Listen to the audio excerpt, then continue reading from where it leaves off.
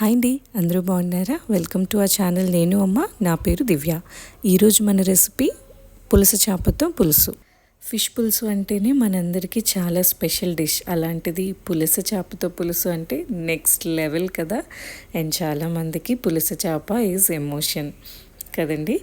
ఈ fish super tasty and rich in omega 3 fatty acids, protein and vitamins.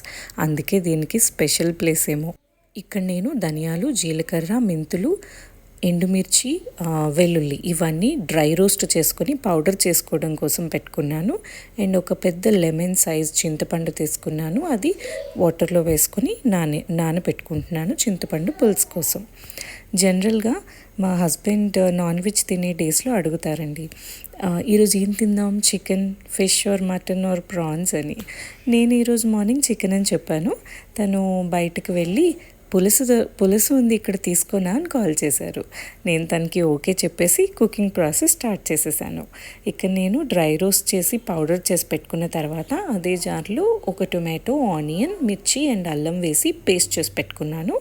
ఇక్కడ ఒక ఉల్లిపాయ కట్ చేసుకొని ఫ్రై చేసుకున్న తర్వాత ఆ పేస్ట్ వేసి అందులో ఉప్పు, కారం, పసుపు అన్నీ వేసి మనం డ్రై రోస్ట్ చేసుకుని పెట్టుకున్న పౌడర్ ఉంది కదా అది కూడా వేసుకుని చక్కగా ఆయిల్లో వేయించుకున్నాను.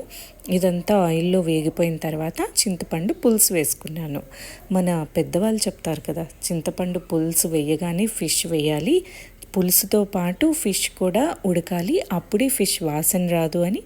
మరి మనం ఆ టిప్ ఫాలో అయిపోదాం. నేను ఇక్కడ చింతపండు పులుసుతో పాటు ఫిష్ ముక్కలు కూడా వేసేసాను. అవి కూడా చక్కగా పులుసుతో పాటు ఉడికిపోతాయి. కొంచెం వాటర్ వేసుకొని మూత పెట్టేసుకుందాం. ఈ ఫిష్ మనకే కాదండి, వెస్ట్ బెంగాల్లో కూడా చాలా ఫేమస్. అండ్ దీన్ని హిల్సా అంటారు. జనరల్గా ఇది మైగ్రేషన్ ఫిష్ కదా, ఓన్లీ మాన్సూన్లో దొరుకుతుంది. అందుకే ఇది seasonal delicacy. Super tasty and healthy కూడా. మీకు పులుసు దొరికితే మిస్ చేయకుండా హ్యాపీగా కుక్ చేసుకొని ఎంజాయ్ చేయండి. నేను మా అమ్మతో కలిసి చేస్తున్న ఈ వీడియోస్ మీకు నచ్చినట్టయితే మా ఛానల్ నేను అమ్మకి సబ్స్క్రైబ్ చేయండి, లైక్ చేయండి అండ్ షేర్ చేయండి. Thank you so much for watching.